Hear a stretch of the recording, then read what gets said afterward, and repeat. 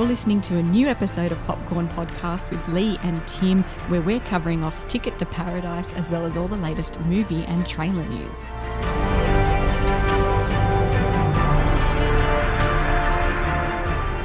I'm Timmy Fland, movie buff. And I'm Lee Livingstone, entertainment journalist. And we love to talk all things movies. And we're going to join Julia and George this week to talk Ticket to Paradise, which follows a divorced couple who team up and travel to Bali to stop their daughter from making the same mistake they think they made 25 years ago. Ticket to Paradise is directed by Ol Parker from a screenplay by Parker and Daniel Pipsky. Ticket to Paradise, of course, stars George Clooney and Julia Roberts, with Kaitlyn Dever, Billy Lord, Maxime Boutier, great name, and Lucas Bravo. And we're going to hear from all of those cast members a bit later in the episode as well. Indeed we are. So Ol Parker is known for the second best exotic Marigold Hotel, Mamma Mia, Here We Go Again, Yep. both romantic comedy sequels.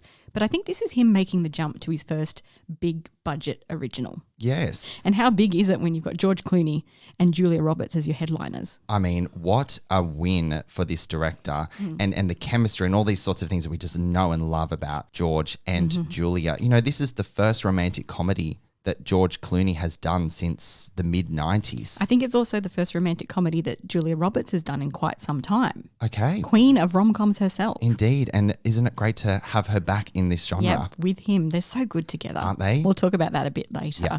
But Ol Parker, he really understands the conventions of the rom-com, doesn't he? You know, those oil and water characters that are forced together in fish-out-of-water circumstances to confront their differences, the meet-cute, a red herring love interest that throws a spanner in the works, the love or fights in the rain, and then the big epiphanies at the end. You have all those moments being hit in this film. You just went through all the tropes of romantic comedy. Tick, tick, tick. I'm sure there's more. I'm sure there's more, and there certainly are. But what that means is that you have a film here that feels so familiar, so nostalgic, like his own throwback to the classic early noughties rom-coms that we all know and love. Yeah.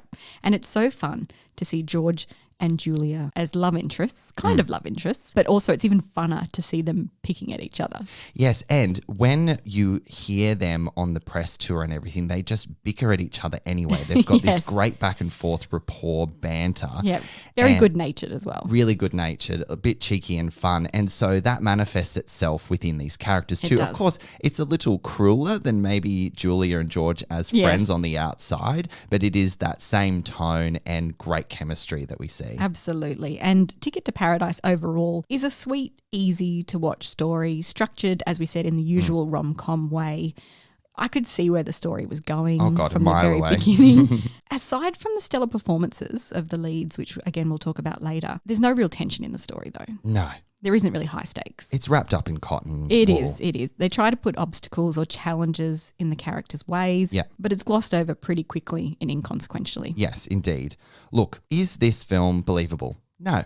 Of course not. Rom-coms rarely are. They very rarely are. The premise, if you will, is actually quite ridiculous, but it's on purpose. Yeah. I really, really feel it's on purpose. You have a college-educated graduate who's getting married within a month of meeting someone on a holiday post-graduating from university, of course, in law. So she's very smart and intelligent. But you need to agree the ridiculousness of this. So you stand alongside the characters of George and Julia, the parents, because you're like, how is this happening? So it needs to set up in that way. Then it unravels and you decide what side of the fence you want to be on based on you know, what transpires. To give a bit of context, this educated student goes on a post-college trip to Bali with her best friend, immediately meets the love of her life and decides that she's going to live in Bali. Yes, 37 days after arriving. And she's 22 years old. I'm amazed personally that this character quite young. Is so strong in her convictions at that age and knows what she wants to do and change her life. Yes. And whether you believe that to be true or not is up to you, I guess. Like, what did you know what you wanted to do or be at 22?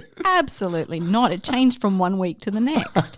That comes down to the conviction in Kaitlyn Dever's performance, I think, that you do go along with it. Yes. One thing I learned from this film, which I don't think I've seen before, is George Clooney and Julia Roberts do drunk really, really well. well. It's hard to do drunk well in film. Do you reckon they were actually drunk? No. Unsubstantiated claim. No, they're fantastic They actors. They are. And they really elevate this film along with Kaitlyn Dever and all the cast, really. I think all the cast did a really, really good job. So let's expand on the cast a little bit more, starting with the one, the only, George Clooney. George Clooney. Take it away, Tim. Before we talk about his character, there is one bit that he does, and I'm going to use in my life. It's his Italian tourist bit that he does to pretend that he doesn't speak English, so he's not stuck with some chatty Cathy on a long-haul flight. I just found that very funny. That was very funny. George Clooney, when he turns on the charm and hits his stride in a monologue moment, there is a monologue moment in this film with that wistful little smile that he does. You just cannot look away from the man. He is absolutely captivating. Really good. Isn't he? He's so good. But look, he also does disgruntled and grumpy really well. He does too, doesn't he? And you can relate to that sort of thing like, oh, fuck, not this again or whatever. Like he's actually very, very relatable, very, very charming. He has some really good slapstick facial expressions too. He's a great comedic actor. He really is. What an obvious statement to make, but it's so apparent here. Yeah, because he's so suave and charming and charismatic in his characters. You think of the Ocean's movies or any of his dramatic roles. Yeah, you see him in comedy and he does it so well. I know. And it makes you want and wish that he did this sort of stuff more. Yeah. Right? And more with Julia. Goodness me. Oh, yes, definitely. But, the character of David, he is a protector of his daughter and in a way he's blinded by that protection. Yeah. I think that's something that is inherent in a lot of these characters. They're blinded by their own perception or take on the world and what they see that they feel is right without listening or understanding what maybe that other person needs and wants. 100%. And he's carrying around a lot of bitterness towards his ex-wife. Yes, which is cruel bitterness. They don't ever see eye to eye and you want to shake them because it's like, how about you have a normal human adult conversation and actually get to the bottom of what you think happened versus what the other person think happened and clear the air. Obviously those things do take place, but it is quite frustrating, but it's inherent in the character and obviously what needs to happen in this film. I don't know if I'd call it cruel. It's snippy and petty. Okay, yeah, that's probably better words. They've been carrying around this feeling for 25 years and it encapsulates everything every time they're together. Yeah. And even at the expense of the attention that should be on their daughter. But yeah, they work through that. It would honestly be an exhausting way to see a person continuously drive that agenda with each other. Just that misunderstanding and that pent-up anger. Yeah. I'm glad that things got a little easier for them throughout the film. Yes. And Julia Roberts. There's a reason that Roberts is an Oscar winner and regularly been one of the highest paid actresses in the world. And you see that here. And as we said, she hasn't actually done a romantic comedy in years. I can't get past her laugh. Her laugh is so infectious. It's the best. Isn't it the best laugh? It is the best. It makes you laugh along with her and you can't help it. It's infectious. It really is. And the two of them together is absolute perfection. As an on-screen duo, I think they'll go down in history as one of the greats. You got, Fred and Ginger, Emma Stone and Ryan Gosling. Definitely. Whether they're bickering or falling in love, the on-screen chemistry is just effortless between the two of them. Look, it's such a joy to watch Julia take on this genre again, but with a couple of added layers to it. This time also being a mother within her own romantic story is a nice new ingredient to this film. To see Julia in a very mature role as a mother has great chemistry with Kaitlyn Dever as well. Really beautiful moments there. And it's nice that there's a mix of her story and her daughter's story too. And she's got a little toy boy in tow. Yeah. Shouldn't say little. He's a grown man. He's a grown man. Grown man, pilot man. Here's a fun fact for you. So when Ol Parker sent George and Julia the script, he actually named the characters Georgia and Julius as subliminal messaging to get them on board. Oh my God, that is sensational. So Georgia stuck, but then Julius was changed to David. Okay. Oh, that's quite funny, isn't it? Yeah. Oh, there you go. The tactics of directors. And the two of them apparently called each other and said, I'll do it if you do it. I'll do it if you do it. How good is that? It's only going to work if we do it together. This might be an unfair question, but if you took Julia and George out, what sort of movie would have been left behind? I was thinking about that, and I think it would still be a really nice movie, but they definitely elevate it 100%. a lot. Well, George and Julia work so well together on screen, as we've said multiple times, and we can attest to the fact that their incredible chemistry is evident behind the scenes too after we got to attend the Ticket to Paradise press conference. So let's get a taste of that chemistry firsthand by listening in to the press conference and hearing why they just had to work together again, their 5th time indeed, and how much fun the megastars have winding each other up and joking around. Well, they just don't stop. All right, let's take a listen. Excuse me, ma'am. I need to sit somewhere else. We used to be married. Worst 19 years of my life. We were only married for 5. I'm counting the recovery. The chance to be snarky to George really jumped out at me. You see how this is going? Really already? jumped out at me. Just to see him just so pathetically in love with me, and I've clearly Look, this is moved a story, on. obviously, about About a man in love who's had to deal his with a horrible ex-wife, woman and who he there can't really stand. is nothing She he has can do about it, and he those uses skills, this moment with and his he's a better daughter's father. wedding to find his way back to her. What was so important to me was to be able to work with the queen of sitcoms, the queen of romantic comedies. But she couldn't take the job, so I worked with Julia instead. That's right. That's where I went. Right there. I went there. And you gave just enough time that I thought I was You thought it was in gonna the be free and sincere. clear. Yeah. No. For us, it's always been fairly easy, and so when you get sent a script and you just go, I remember after you send it to both Julia and I at the same time, and I called Julia up and I said, have you read this yet? And she goes, I'm reading it right now. And I said, it only works if you do it. And she said, same thing here. And then, luckily it worked out. It's fun to work with friends and Julia. You see what I'm saying? Always. This is separation anxiety. That's what you're doing. You know that I'm about to get on an airplane, and so you're pushing me away. Yes, I was am. about to say, it's almost kind of like, because you always leave us wanting more, because it is that thing where you leave and you're not working He's together. trying to leave me not wanting anything ever again from him. That's my plan. Yep. She's throwing her career away. Just like her mother did. So I'm the only one who can stop her. She doesn't listen to him. Oh, champagne. Oh, 2, please. Just leave the bottle. Thank you. Kaitlyn Dever. Bloody love everything she does. She's so good. We're such a fan of her from Booksmart. Yes. She does dramatic really well as well. But in terms of her character, I don't think we got a sense of Lily or who she is as a person beyond the superficial intelligent student level. Yes. And why she would suddenly make a decision like this. In other words, it doesn't dive too deep into why she's not happy with her life to make that more believable. She really is just the catalyst for change. And you as an audience and the characters in the film to ask the question, to challenge the way you live and see life. There's really not much more substance to her character, like you said, than that. She's just there as the reason why everyone is there and feeling a certain way and then finding their way through. Having said that, she delivers the goods in every performance that she does. She's such an incredible talent. I mean, there is a risk of getting swallowed up by the star power of Julia Roberts and George Clooney, but she definitely holds her own. She definitely does. Let's talk about Wren, played by Billy Lord. Billy Lord, Carrie Fisher's daughter, is starting to corner the market on quirky, freewheeling friend characters, the sidekick, if you will. Gigi in Booksmart, for example. Brilliant character. Who was always showing up in random places and doing random things. She does that kind of comedy really, really well. But I was sad at how underutilized she was in this film as the best friend, especially because she's on this island with Lily while she's making these life-altering decisions. She really should have been a part of the dramatic undertones of that. But she was kind of just there. Just to pull out a moment where she was drastically underutilized, she was paired with George Clooney at the bar in that really emotional, unexpectedly so, story that he was saying about the breakdown of his marriage and what happened, the tragedy that happened.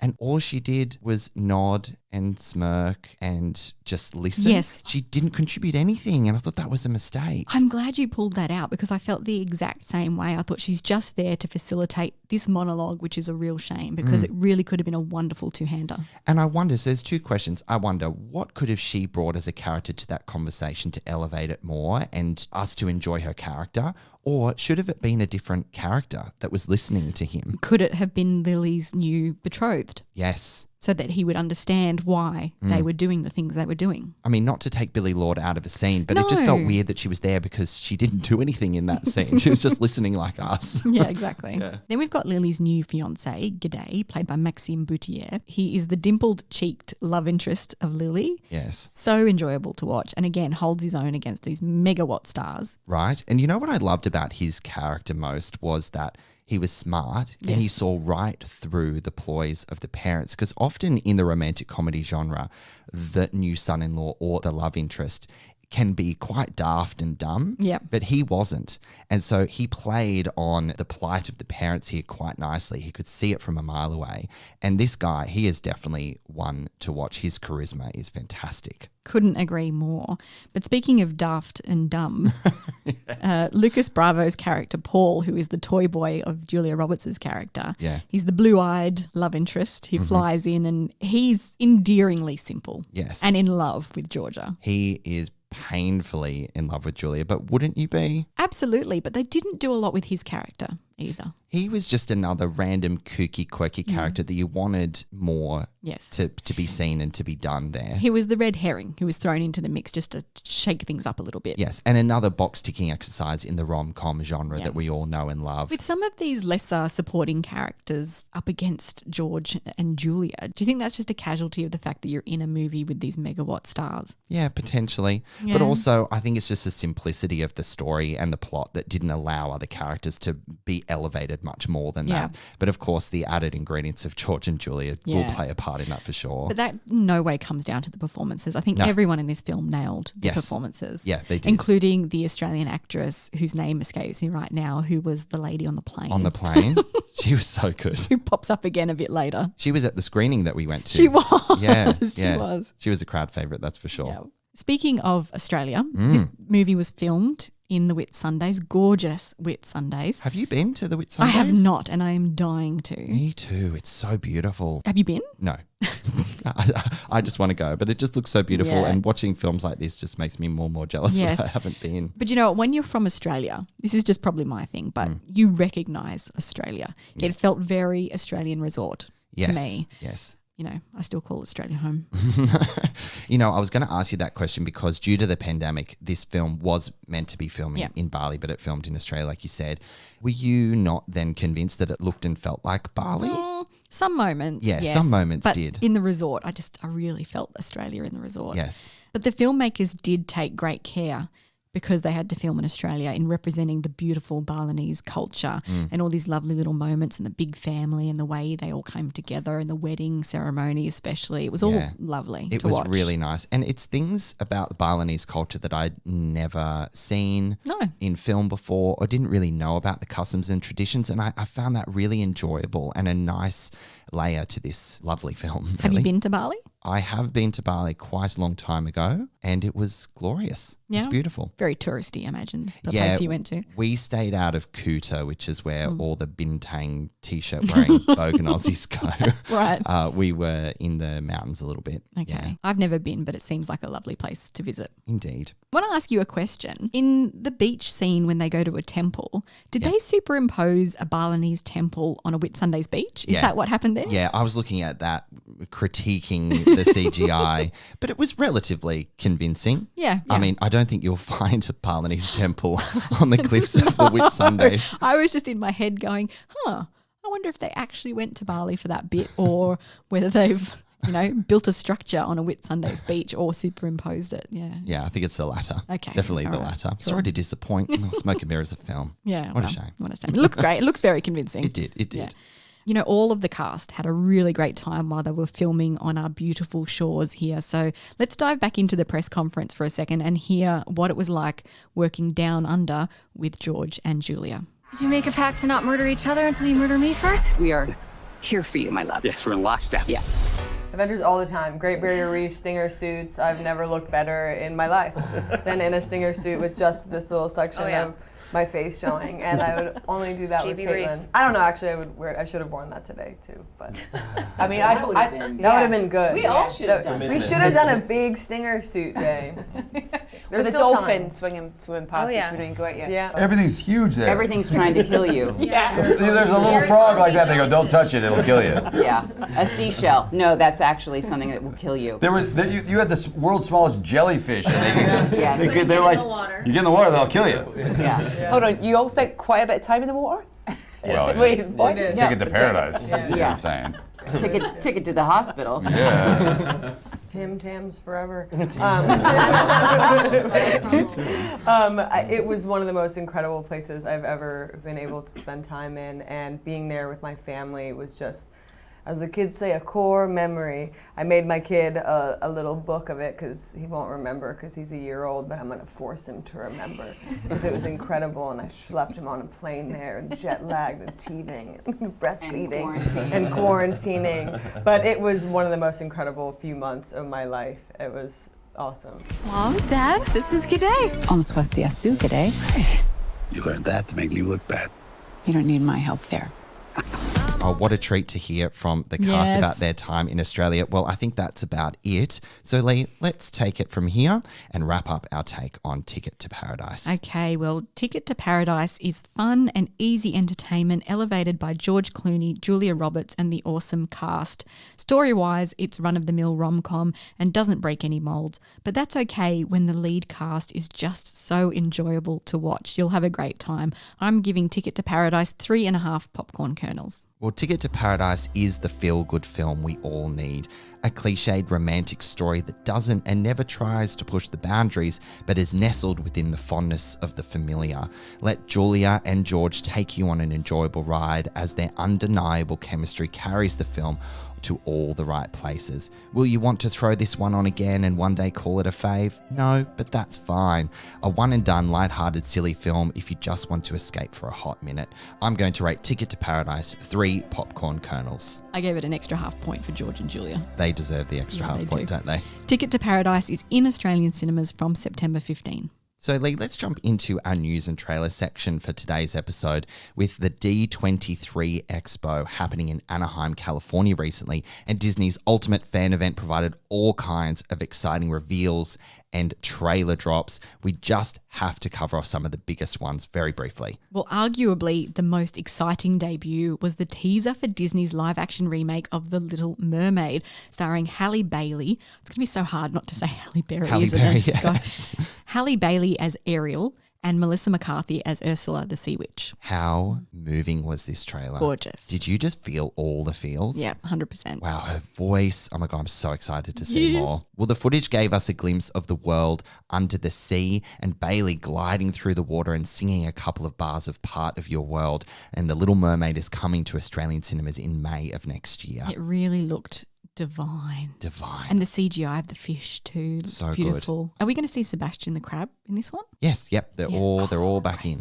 Out of D23, we were also gifted a new Hocus Pocus 2 trailer with the release of the long-awaited sequel on Disney Plus just around the corner on September 30. Now, I have to say, I chose not to watch this trailer because I think I've seen enough. Right. And I don't want... So you haven't watched it? I haven't watched this one. I watched the last trailer that came out a couple of weeks ago or a month or so ago.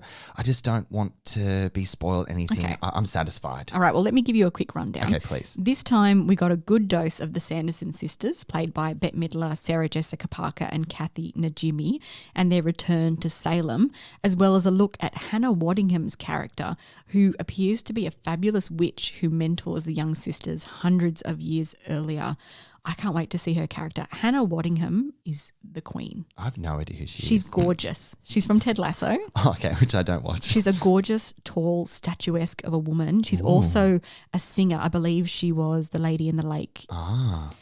She's fantastic. She's so talented. I love her. I'm just in awe of her. Oh my gosh, wow. I can Yeah, definitely I'm sorry. tell you're a big Just love fan. her. You're a big fan.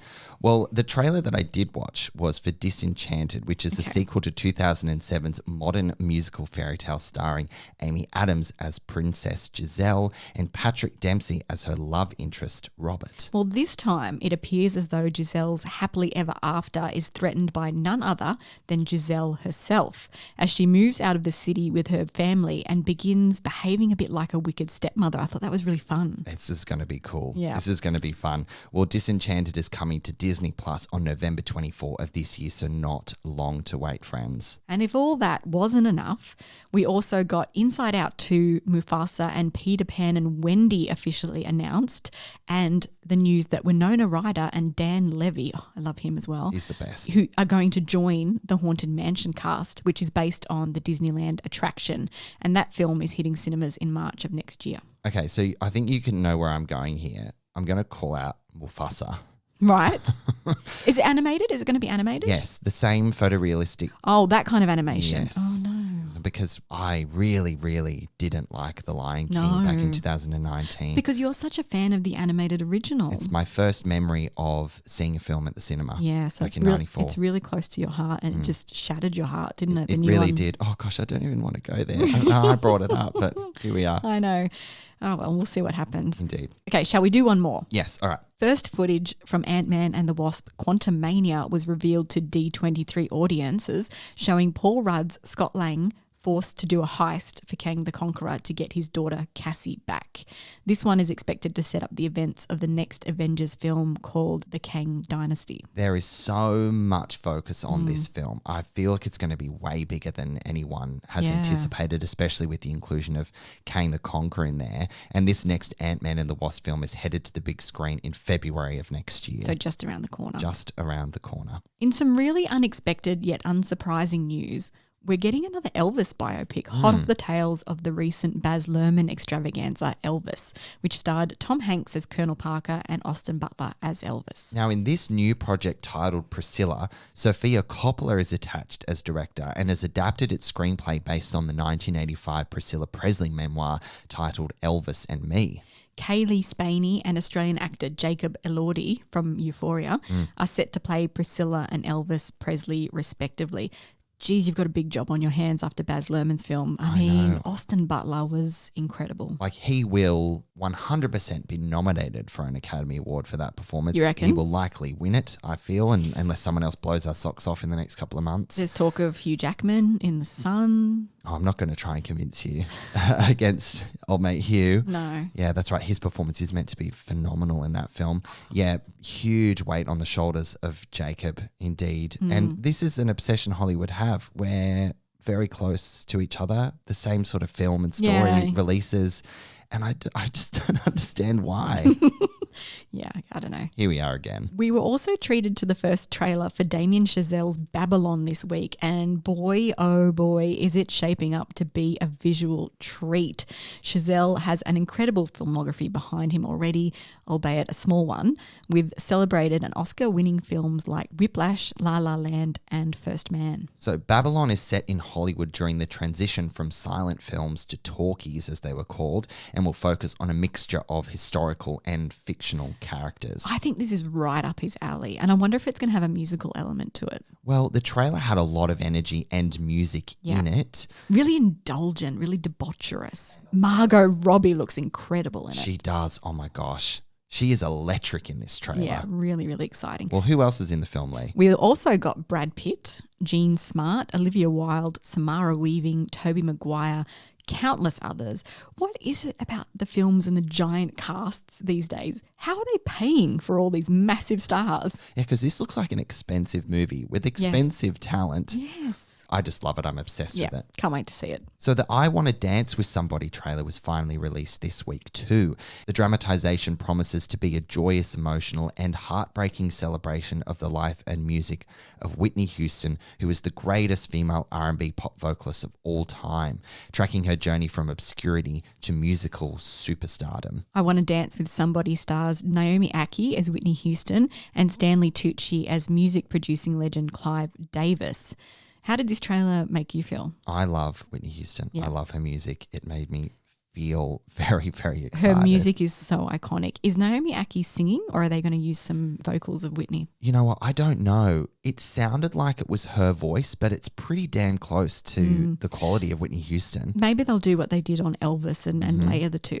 Yeah, that would be a good move, Because actually. Whitney Houston, her voice is one of a kind. It's going to be very hard to emulate. If you cannot emulate it perfectly, then there's no point. Right, yeah. And it sounds pretty damn close It really in does. this trailer. It really does. Well, that's it for another episode of Popcorn Podcast, Tim. We covered off Ticket to Paradise starring Julia Roberts and George Clooney, which you can catch in Australian cinemas from September 15. Make sure you check it out if you love a good rom-com. All right, guys, thank you so much for listening. We'll catch you next time. Come and join in the conversation. You can like us on Facebook and follow us on Instagram at Popcorn Podcast.